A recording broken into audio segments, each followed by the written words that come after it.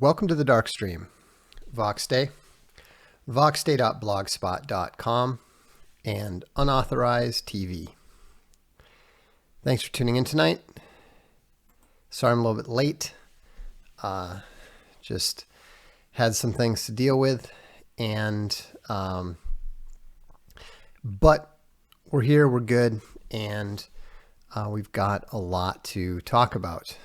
I see in the chat, some of you guys are talking about OwenStream.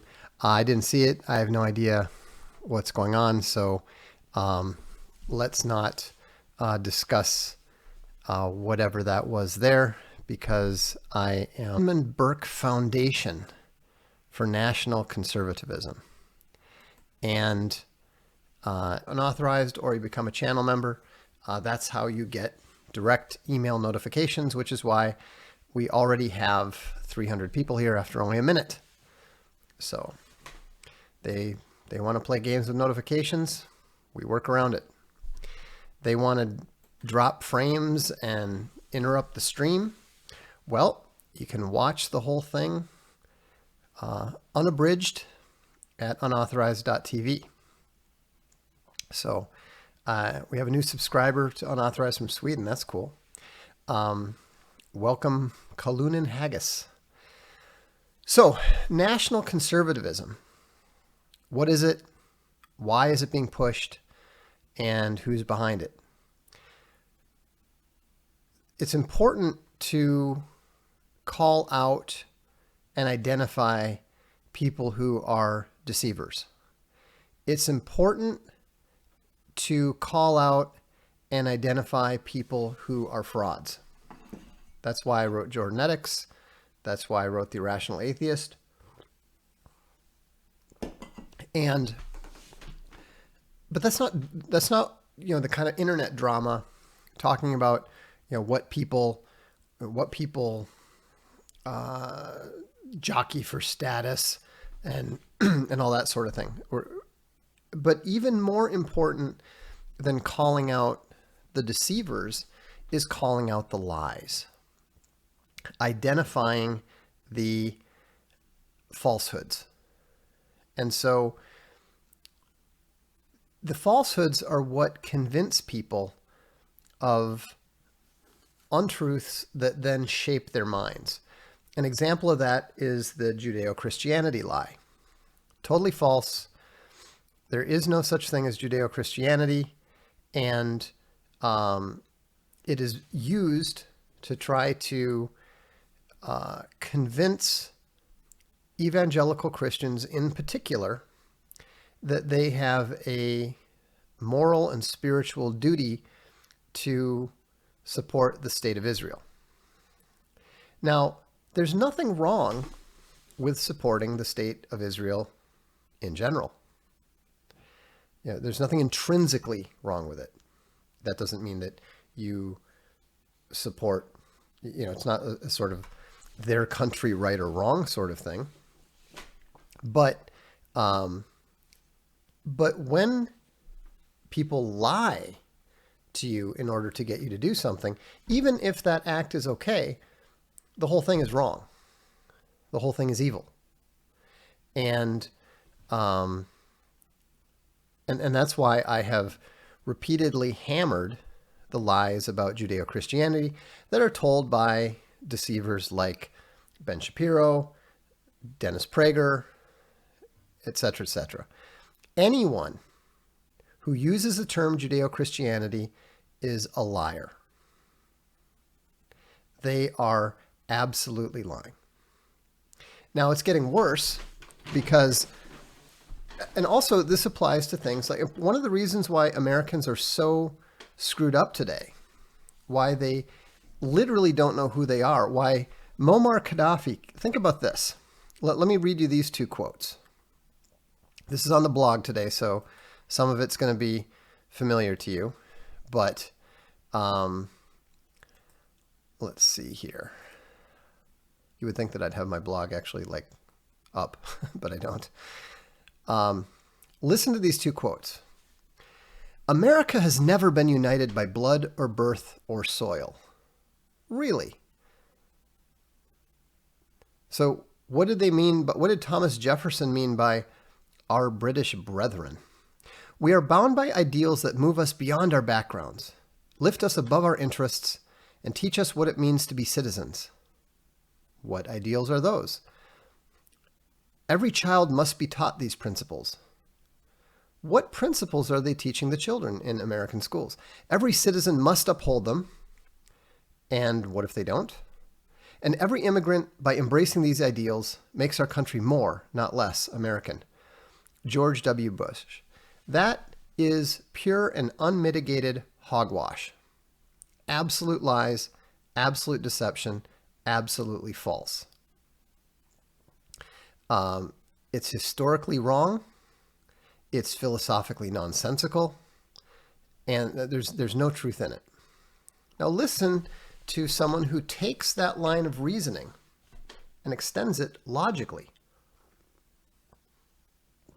This is the logical conclusion of that proposition nation nonsense that was created in the early 20th century.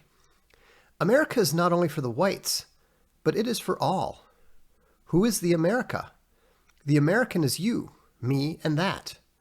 When we go to America, we will become Americans, and there's not a race or nationalism called America, and the Americans are those Africans, Indians, Chinese, and Europeans, and whoever goes to America will become American.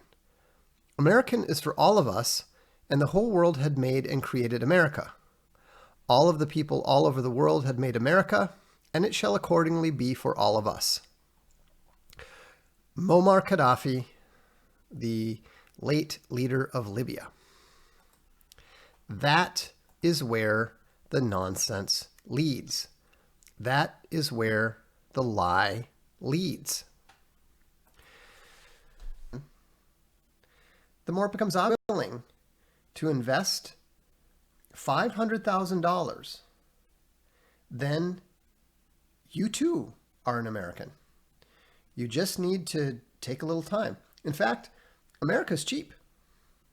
It costs 4 times more to become a New Zealander. You need 2 million. And no, I'm not going to repeat anything. If you want to see the whole thing, if YouTube cuts something out, watch it on unauthorized later. Don't ask me to repeat anything. And so New Zealand costs $2 million. Canada, even Canada, holds out for more than the USA. You can become a Canadian citizen for only $800,000, which is just $300,000 more than the USA. And so that's all it takes. It's just money. Money, and then you're just as American as anybody else. Pretty remarkable, huh? So it can cost $1 million, just because somebody was trying to correct me here. It can cost $1 million, but if you invest in a rural community, then it's only 500,000. So that's the true lower limit. So what are they lying about now? I mean, I point these things out. I point out that they're lying about the melting pot. They're lying about the proposition nation. I've pointed out that Ben Shapiro is now lying about Western civilization. They're trying to say that Western civilization is the combination of Jerusalem and Athens. It's totally false. Absolutely false. Now what they're lying about is national conservatism, because the gatekeeping attempts of Jordan Peterson failed. Jordan Peterson was utilized to try to encourage people to become isolated individuals, to not take pride in their heritage, to avoid joining groups, and so forth. He failed. He made a lot of money, got a little bit of fame, but his core mission has already completely failed. It's already obvious. So now what have they tried? Well, they are now pushing national conservatism because conservatism has failed. The whole modern American conservative movement, originally conceived by Russell Kirk, led by William F. Buckley, represented by Ronald Reagan and so forth, has completely failed. And so now what they're pushing is national conservatism because they're attempting to gatekeep the nationalists. They saw Trump wipe out all the establishment Republicans because he had enough nationalist appeal to Americans, even though Trump himself is not a true, genuine nationalist. Trump is he's a boomer civic nationalist. But to his credit, he's an honest one. You know, Trump's version of civic nationalism is the America of the 1950s. And so it's practically it's practically nationalism. But and Rick Wall is exactly right. The national conservatism are the remaining neocons rebranding and using buzzwords like national interest as fake for all the same wars they wanted since 1980. Who's pushing it? I will tell you. These are the executive directors of this new foundation called the Edmund Burke Foundation for National Conservatism. Interestingly enough, they actually stole the name from a Dutch group. There's a Dutch group called the Edmund Burke Foundation, and it's actually for just generic conservatives. But David Brog is the executive director of Christians United for Israel. So right there, we got the Judeo-Christianity.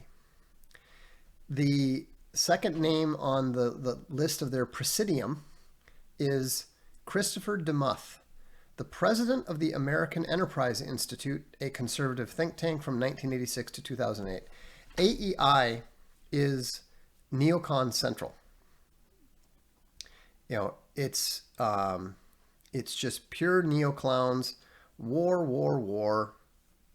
Support Israel. War, war, war. Cut taxes. You know, that's, I mean, my dad used to, these are like the Heritage Foundation.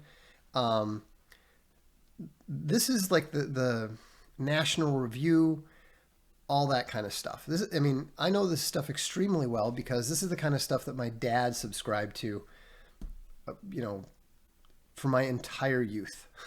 You know, I read all the Heritage Foundation. And we used to get Human Events.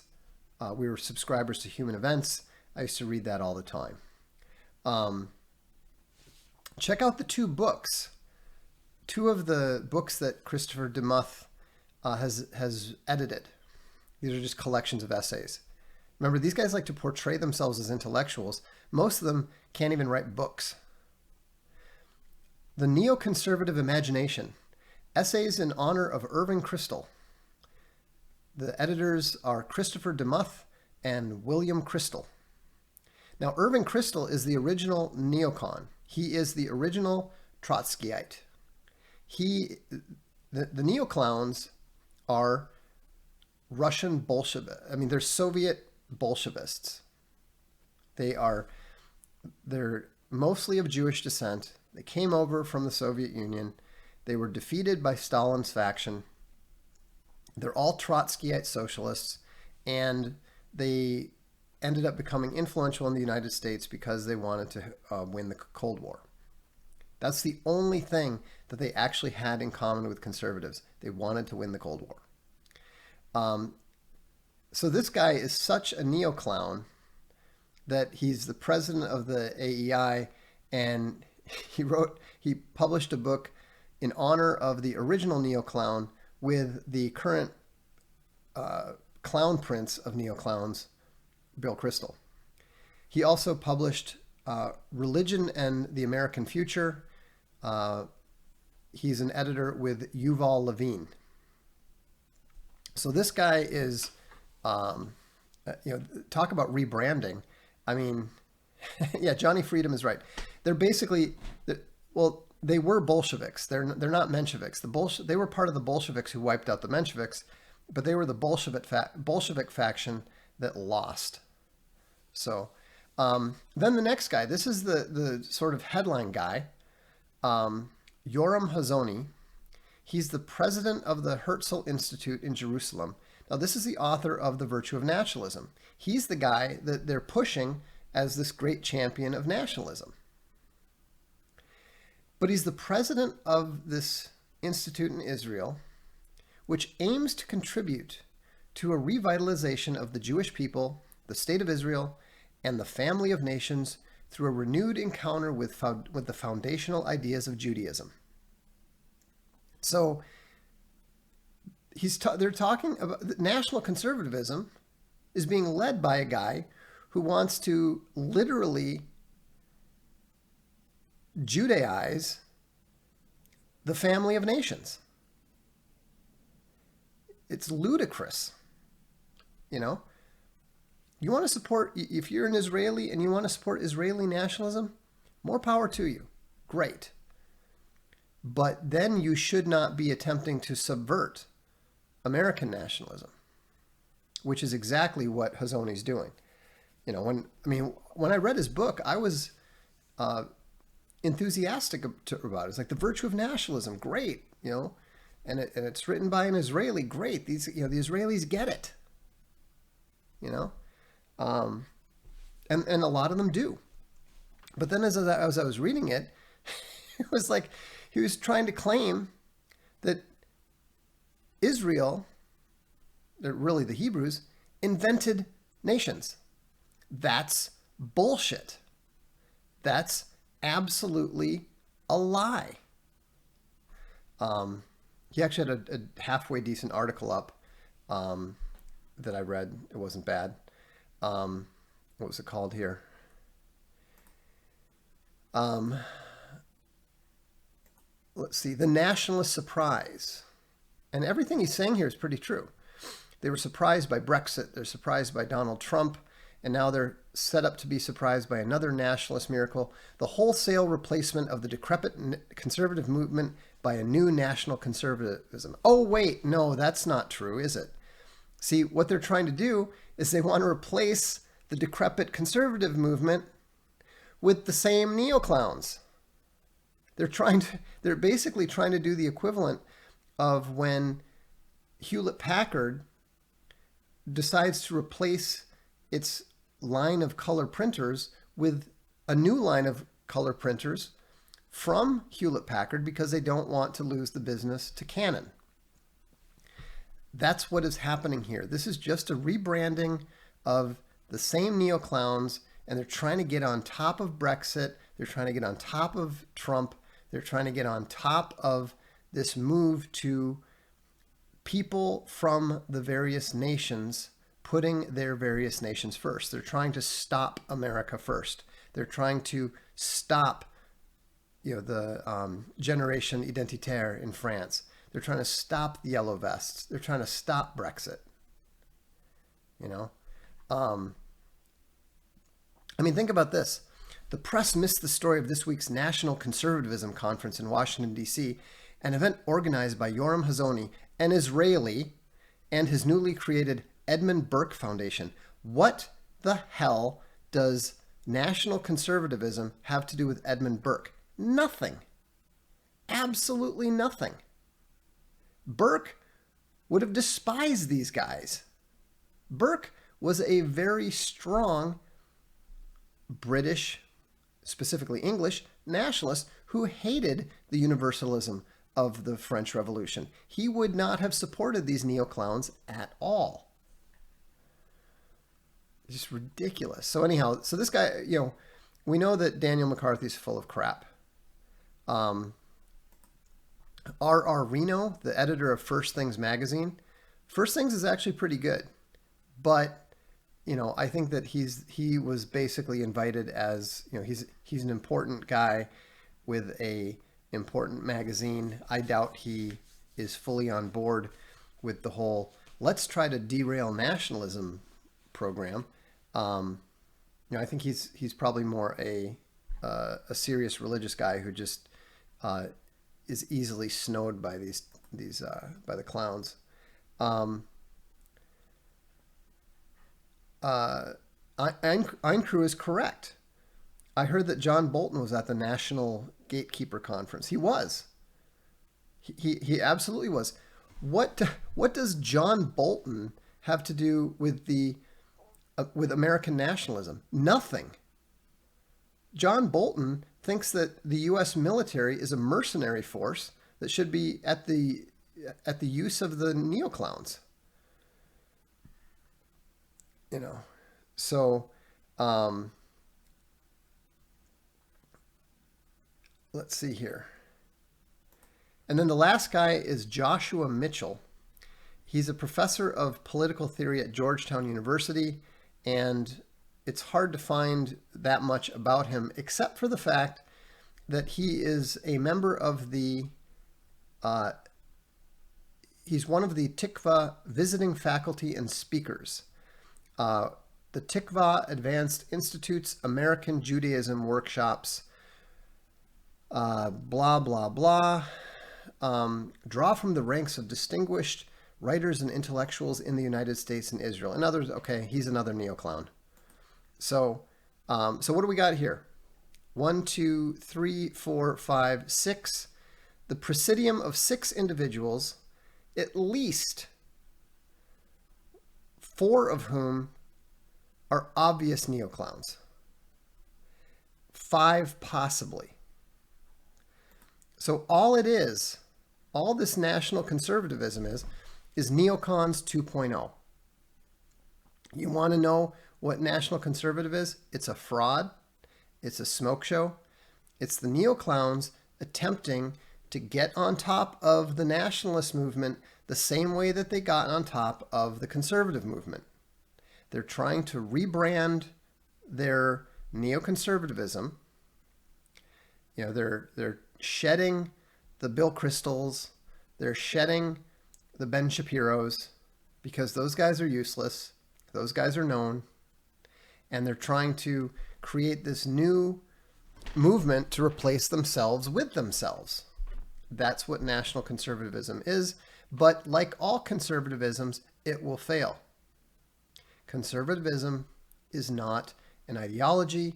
It's not a policy. It's not a philosophy. It's just an attitude. So anyhow, don't fall for this national conservative nonsense.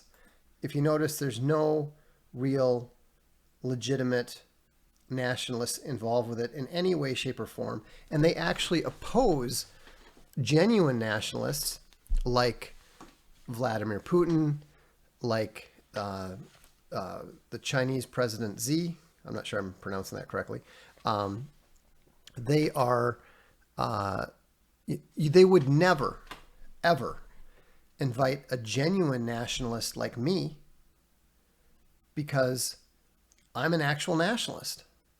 I'm not a fraud. I'm not a deceiver. And that's specifically what that organization is designed to do. And so now you know, and you should not fall for it. And when if you hear people trying to talk it up, then just point out neoclowns 2.0. That's all it is. And also, we don't give a damn about the conservative label.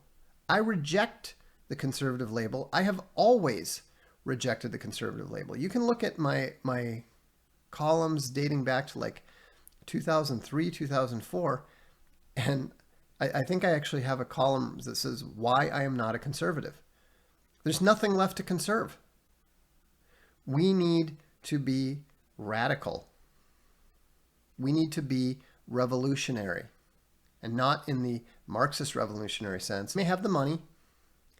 They may have the power, they may have the influence, they may have the media attention, and so forth. We have got two things. Number one, we have the truth, the small t truth. We don't have to try to keep our story straight because our story is always straight. Number two, we have the capital T truth, which is Jesus Christ. And that's all we need. You know, their lies can't stand up to that. You know, to quote that song that Owen is always playing, the son of the morning can't stand up to Jaja's son. And that's why we don't need to be afraid to speak the truth. That's why we don't need to be afraid to tell people what what the facts are. We don't need to be afraid to look at history. All we need is to relentlessly speak the truth. And so that's all. That's how we defeat the neoclowns. We know they've been beaten. How do we know they've been beaten? Because you don't go around changing your name and trying to rebrand and lying to people when you're winning. So, let's do some super chats here, but I'm gonna address this one first. Why is white nationalism a misnomer? Because white is not a nation. Do you believe that yellow nationalism is viable? Do you think that all the yellow people in the world are going to get together and live in one happy nation? Of course not, because yellow, as a stand-in for Asian, is a race level. Nations are subsets of race. So you can't have a white nation. You can't have a yellow nation. There are too many whites. There are too many yellows. There are too many blacks. Black nationalism doesn't work either. Do you understand that they have tried to create these supranationalist entities and turn them into countries? Not just in the EU. You know, the EU has failed. The EU is on the verge of complete collapse. Deutsche Bank is teetering right now. If Deutsche Bank goes down, so does the European Union. And so when you look at what Nasser tried to do, Nasser tried to create a pan or Arabic nationalism. You know, they actually, the United Arab Republic is what's left of that. It failed completely. You know, the Japanese have, the Indians tried it. You know, around the Ghost Dance era, they belatedly tried to create a red nationalism, a nation of Indian tribes. Completely failed. Also there's been, I think, at least 2 attempts at trans-African nationalism, and it just completely flopped. So white nationalism is a non-starter, a complete non-starter. It's a category error. That's why I think it's so ridiculous when people try to call me a white nationalist. I mean, frankly, I consider that an insult to my intelligence because it's a category error. And I have told committed white nationalists this on many occasions. Our new Swedish member points out that not even Nordic nationalism would work. The Swedes, the Danes, and the Norwegians, they don't want to all live together under one government, one nation. They want to rule themselves. The Czechs and the Slovaks didn't want to live together under one government. You know, does it work to a certain extent in places like Switzerland? Yes, because they have a very loose confederation where the different, they've actually got states that are divided by religion. So there are different states. They're called cantons. One is a Protestant canton. Another one is a Catholic canton. The level of division there is considerably greater than anything that we would understand in the States. And yes, I did mean the United Arab Emirates. Sorry. Yeah, exactly. Northern Ireland and Ireland don't want to live together because Northern Ireland is not Irish. Northern Ireland is English. And they'll tell you that. they're willing to fight anyone to remain British, even the British. So let's look at the super chats now. I think I missed a couple yesterday. Let me double check.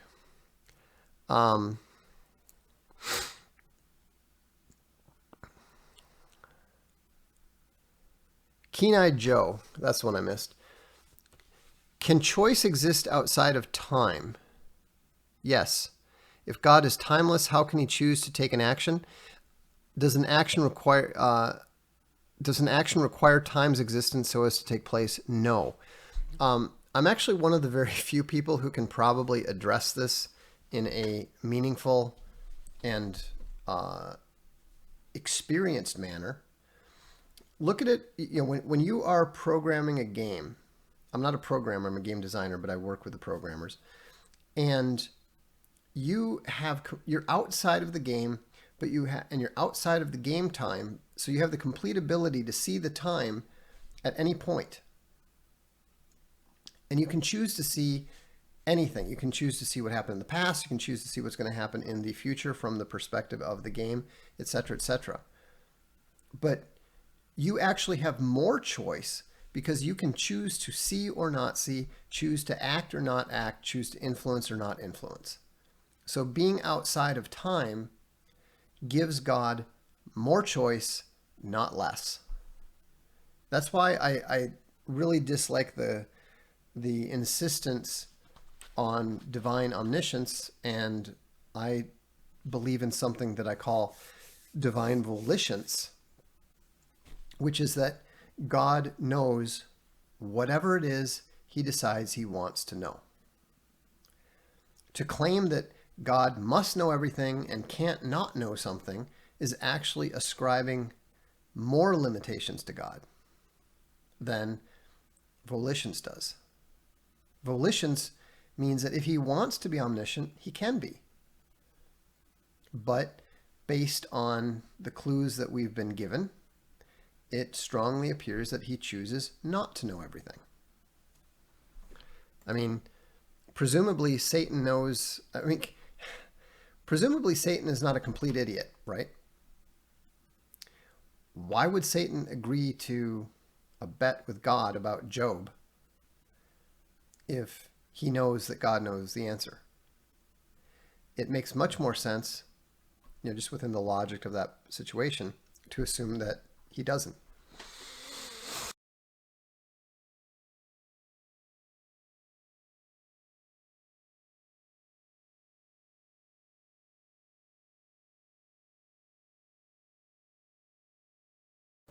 I don't know what is in the air, but like half the people at the fitness club were complaining about how they were sneezing and whatnot. Okay, so we caught up there. French Carnivore says, I'll watch your movie if it has nudity. Then you won't watch it. There won't be any nudity. SoCal Bear threw in $1. Thank you. TK Mao says, is people's confusion over the existence of evil with an omniscient, omnipotent, omnipresent God analogous related to confusion over the Dirac delta function yielding 1, despite it being infinity times 0? No. They're just looking at the obvious. If there is a omniscient, omnipotent, omnipresent God, then whatever evil is taking place must be him committing it. That's logical. And that's a reasonable perspective. I think the obvious answer is that he is not the ruler of this world, that the being that is described by Jesus Christ and Paul as the God of this world, the spirit of this age, and so forth, is the one that's in control. That makes a lot more sense. Evil is not a problem at all for Christianity. Christianity logically requires the existence of evil. Richard says, have you read The Doctrine of Fascism? Parts of it, but not the whole thing. In it, Mussolini says, fascism, therefore, has been a revolt of the people. Is fascism on the left or right? It's absolutely on the left. Mussolini was actually he was one of the leaders of the Socialist Party in Italy before he founded the Fascist Party. Fascism is a breakaway philosophy from socialism. It's just not Marxian. Frank Underwood says, is investing $500K, $1 million for U.S. citizenship a government program? Yes. I would like to read more about that. Please point me in the right direction. I wouldn't recommend it, especially if you're Norwegian. That would be insane. But if you want to learn more about it, just do a search. Irish Rose said, Trump sold out. I disagree. I don't think he did. I think that he is considerably more subtle than people realize. What are the best arguments for God's existence? I believe that if you start with the problem of evil, that will get you there most reliably. Noobish Titan throws in $1. Thank you. Duralex Sedlex says, Americans don't get to have anything nice if it makes a spider in a small hat feel bad. This is such BS. It absolutely is. Americans should put America first. Americans should put the American national interest first. And that doesn't have anything to do with what any other group of people thinks is good for them. Nothing. Califragilistic Bear said, I met a particular individual to whom I said I grew up Catholic. He changed my wording to former Catholic. Why do you think they do that? Are people that stupid? It seems you have to speak lawyer. Oh, just some people are pedantic. I try to avoid pedantic people. They're very boring. They're a lot less intelligent than they think they are. And they take pride in pretending they don't understand things that they actually do understand. Tyler Nelson says, do you read poetry at all? Some, but not very much. If so, what kind? I read Dante's Inferno in the original Italian terza rima. I read the Iliad in English, but in rhyme. I've also read the Aeneid, the latest translation on Germany, and I think you're going to see a considerable rise. It'll cost them all of their moral high ground with regards to the economics. Anthony Pacheco says he's been thinking of smooth GIF all day. I don't blame you. I had to go to the store today because we were out, and I had to go to the store that doesn't have any GIF. So it's practically like living in the Stone Age. Morse Code Bear says, I've been trying to find my way through the labels for 10 years, and in one podcast you explained exactly what I believe with a label. Nationalist it is. Exactly. I tend to describe myself as a Christian nationalist, but that's not quite correct. I'm a nationalist Christian, and I believe in American nationalism. I believe in Russian nationalism. I believe in Chinese nationalism. I believe in Israeli nationalism. I even believe in Palestinian nationalism. Nations have a right to exist. Nations have a right to define themselves. Now, there are problems when you have two nations, because nations are people, not geography, not ground. You do have problems when two nations are in conflict over the same land. And obviously there's that problem in the Middle East, but there's also a problem in the United States. The irredentist movement in the American Southwest is growing. The Mexicans want the American Southwest, and the United States are not showing much sign of wanting to keep it because the Americans are moving out.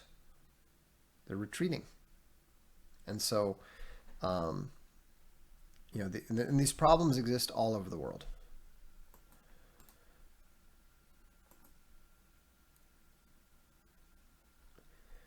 Atomic Sweater said, do you think something akin to the Southern Confederacy will be possible after America's collapse, or is it truly a lost cause? I think it's possible. I don't know how likely it is, just because the South has been pretty invaded, both from the North as well as from Cuba and from Mexico. So I don't think Texas is in very good shape. I think that the rest of the Deep South might be okay. But, that's just my perception. I could be completely wrong.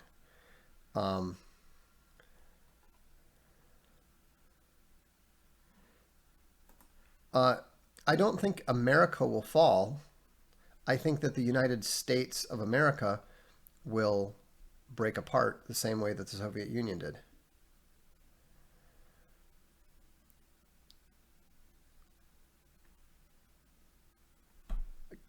Yo-Yo Bear says Canada may break up before the U.S. does. Alberta is on the edge. Yeah, and that would be good for the U.S. if Canada did. That would be a good example. Is it blasphemy to cover statues of Jesus in gold?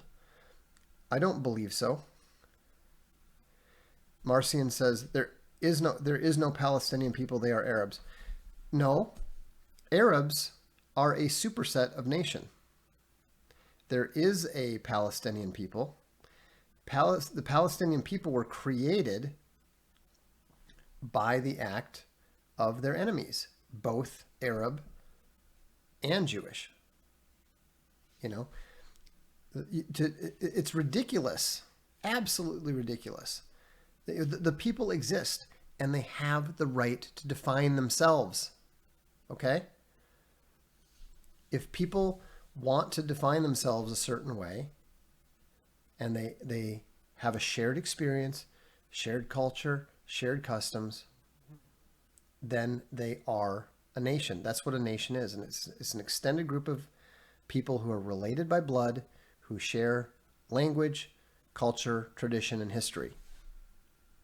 The Egyptians do not share that history with the Palestinians. Even the Jordanians don't share that history, because the Palestinian people are the people who were dispossessed of their land. They were. That may not suit your rhetoric, but we're not speaking in rhetoric here.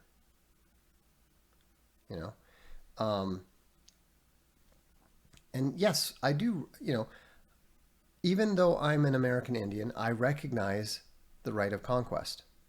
I'm not saying that Israel, if I were to take your approach, Marcian, I would say Israel doesn't even exist. If you say that there are no Palestinian people, then Israel doesn't exist either. Okay? One or the other. Apply logic. And Israel exists. It has a right to exist, but you can't deny the existence of this other group of people. It's not true.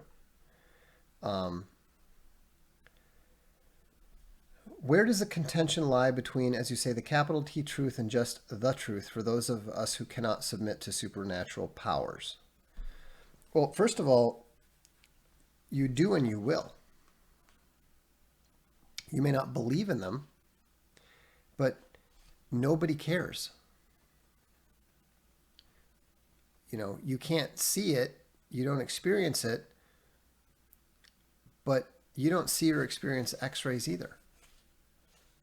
If you don't believe in X-rays, it doesn't matter. So the problem that you have if you don't accept the capital T truth is that you tend to lack discernment about the small t truth.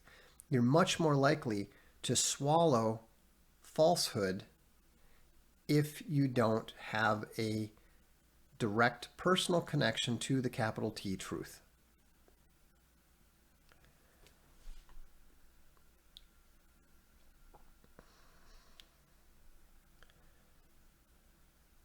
Full Metal says can't join membership for some reason. I have no idea. Try signing up for unauthorized.tv. You'll still get the notifications and everything.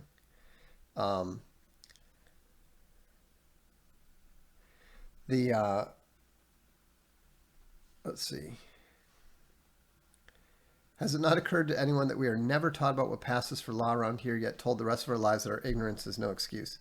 Yeah, well, that's why they like to have the ability. They want everybody to be lawbreakers so that they have an excuse to arrest you for it at any time. Gentleman Jim says, in a world where societies are naturally expanding, so families have multiple children, isn't conflict a necessity? And is that the logic between Mussolini's fascist manifesto? To say that there's logic behind Mussolini is, I think, a stretch.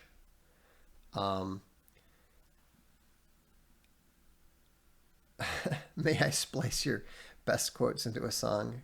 Go ahead if you like. Mussolini wanted to rebuild Roman greatness. That's really what he wanted. Fascism was just his vehicle for doing so. It's not terribly coherent. And so, you have to keep in mind that these historical ideologies often didn't make a great deal of sense. If you look at the National Socialist ideology, an awful lot of it was contradictory, incoherent, and nonsensical. It is what it is.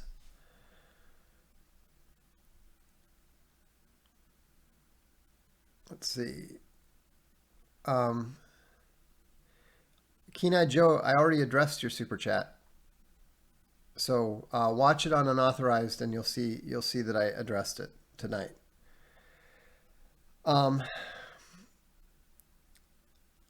In fact, I think it was like the first super chat that I addressed tonight. So you can find it probably around the 30-minute mark. Ken Leachman asks, what is my take on the moon landing? I don't have one. I'm dubious of all official stories, but there's so many ways that official story could be wrong. I wouldn't hesitate. I would hesitate to even begin guessing which is the most false part. P. Scheibmeyer throws in $1. Thank you. And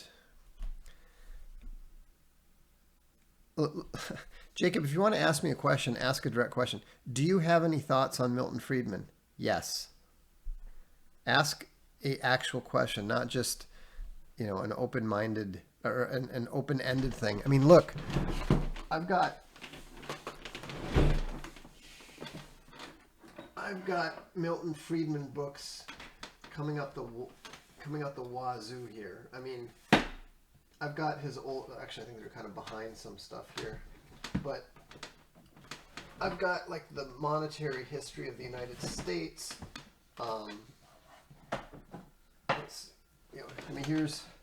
Here's the classic Free to Choose. I got some of the. Let's see. The optimum quantity of money and other essays. I've read nearly everything that Milton Friedman wrote, and I think most of it was actually wrong.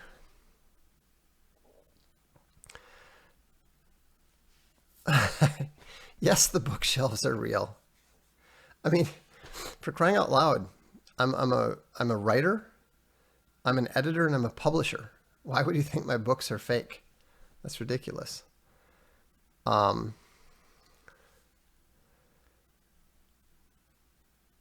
Let's see. There's nothing odd about it, Keen-Eyed Joe. You missed the super chat. I already did it. Go watch it on either Rewind or watch it on Unauthorized.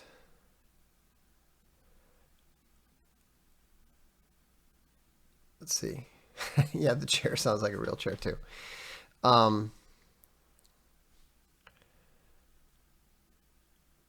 Yeah, it is strange that some people would think it was not real. Um, I was actually more I was hoping to grab the monetary history of the United States just because it's this mammoth paperback that that just looks impressive. Um,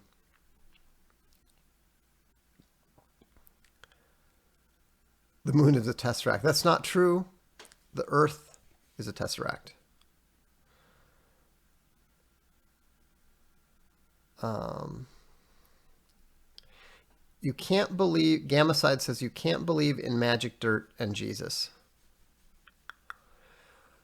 Well, I mean, one is true and one is not. I think that there probably are plenty of Christians who do believe in magic dirt, but that's because they've been deceived.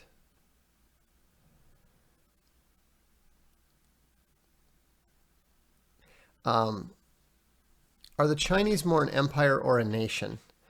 Well, they are an empire, obviously. I mean, there are a lot of um, a lot of smaller nations that are ruled over by them, whether you're talking about Tibet, the Uyghurs, or whoever. But they are an empire that is very, very, very heavily dominated by a very strong and nationalist ruling nation, which is the Han. Um, I think that the Han are very dominant percentage of China. Um, yeah, as a large united multinational state, so they're an empire, China is composed of 56 ethnic groups. However, the Han Chinese account for 91.6% of the population. So, China is basically where the US was back in like 1950 or so, except for the fact that they're, the Han Chinese are where just the whites were. So obviously the United States was never, was only that uh, unified a nation, back in the very, very early days when most of the people were British. Um, Sean Kelly himself says, "I wish I could send you cash till Friday. I'm broke. Don't worry about it. There's a lot of the folks are very generous. If you're broke, then by all means, just keep it. Um, if China puts 100 million in Africa long term, would they not break away from mainland China at some point, like America from Britain? Sure, possibly, but think about how long it took. It was over 200 years before America broke away from Britain. You know, so if they do that in the 21st century, then that would indicate it'll take a while for 100 million to get established there. So let's say that takes place by 2175. So around about 2375, they might break away. I think that's pretty much about as irrelevant as it gets to us.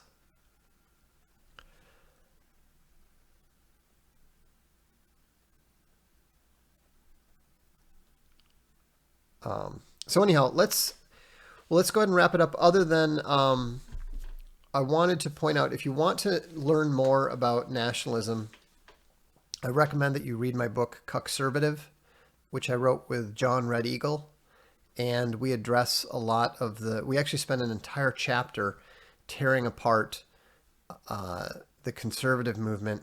If the national conservative fraud had been created by the time we wrote the book, we would have included definitely a chapter on that. There is a chapter on churchianity that I think that you'll find very useful, whether you're a Christian or whether you're a critic of Christianity and Christians.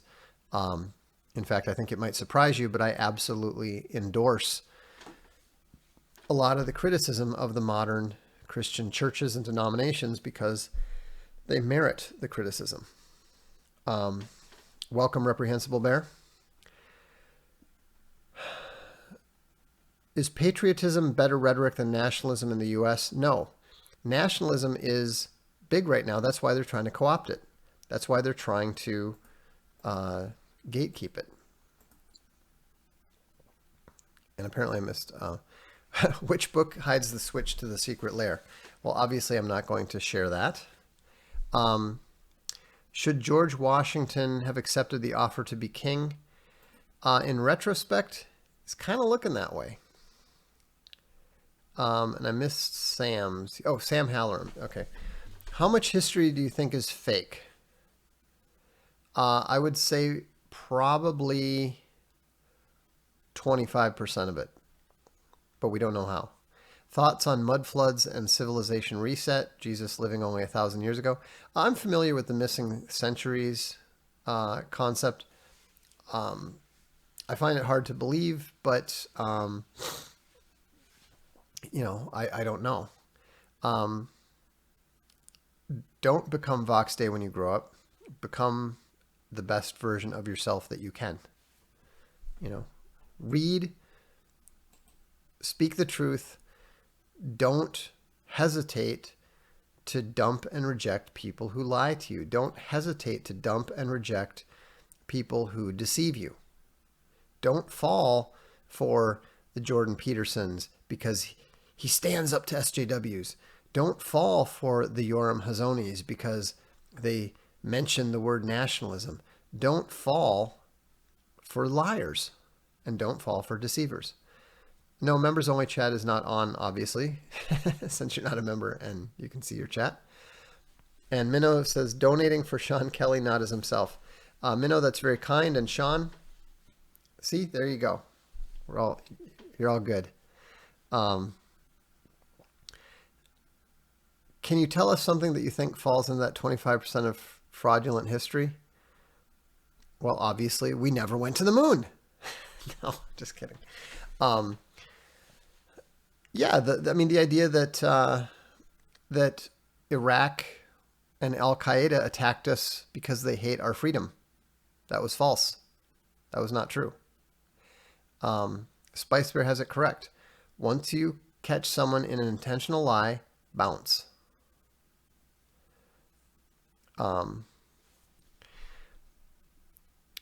Eli Rothman says, hi Vox, I'm a minority, take an IQ test soon. If I score below 120, what do you recommend I do with my life? Do what you want, but speak the truth, bend the knee to Jesus Christ, and accept him as your Lord. And read as much as you can, and do the best you can with what you got. It's not about, you need to remember that experience and wisdom will defeat pure intelligence every time. Find a wife. Have kids. Be happy. Because here's the thing. Here's what we're promised. We're promised that you're going to bend the knee and you're going to confess that Jesus Christ is Lord. All of you are. All of us are.